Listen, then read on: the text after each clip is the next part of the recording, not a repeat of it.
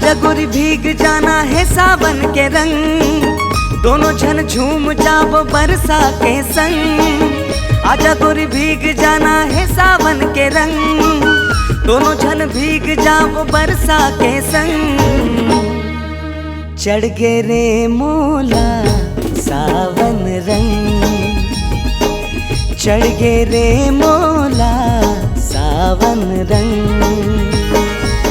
आजा गोरी भीग जाना है सावन के रंग, दोनों जन झूम जाओ बरसा के संग। आजा गोरी भीग जाना है सावन के रंग, दोनों जन भीग जाओ बरसा के संग। चढ़ गे रे मोला सावन रंग, चढ़ गे रे मोला सावन रंग।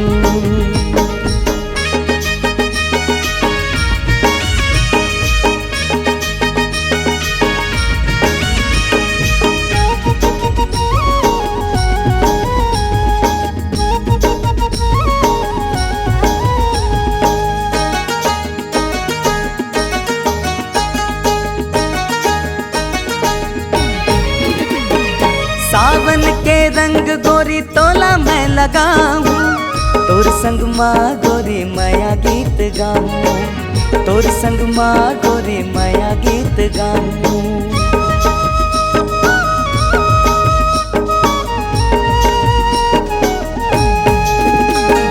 सावन के रंग गोरी तोला मैं लगाऊं, तोर संग माँ गोरी माया गीत गाऊं, तोर संग माँ गोरी माया गीत गाऊं। तोला बना हूँ मोर सजन,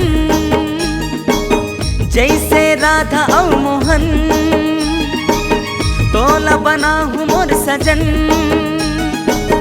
जैसे राधा और मोहन। चढ़ गे रे मोला सावन रंग, चढ़ गे रे मोला सावन रंग।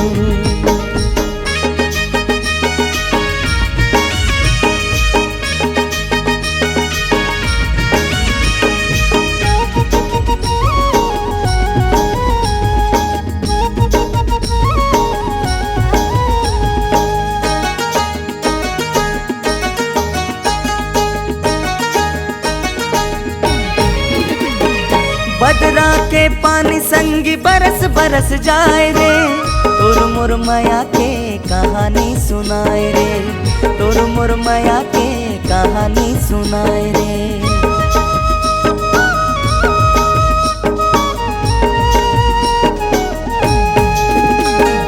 बदरा के पानी संगी बरस बरस जाए रे, तोर मोर माया के कहानी सुनाए रे, तोर मोर माया के कहानी सुनाए रे।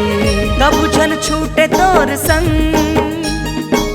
तोर मोर हो गे रे मिलन। कब जन छूटे तोर संग, तोर मोर हो गे रे मिलन। चढ़ गे रे मोला सावन रंग, चढ़ गे रे मोला सावन रंग। आजा गोरी भीग जाना है सावन के रंग, दोनों जन झूम जाओ बरसा के संग। आजा गोरी भीग जाना है सावन के रंग, दोनों जन झूम जाओ बरसा के संग। चढ़ गे रे मोला सावन रंग, चढ़ गे रे मोला सावन रंग, चढ़ गे रे मोला सावन रंग, चढ़ गे रे मोला सावन रंग।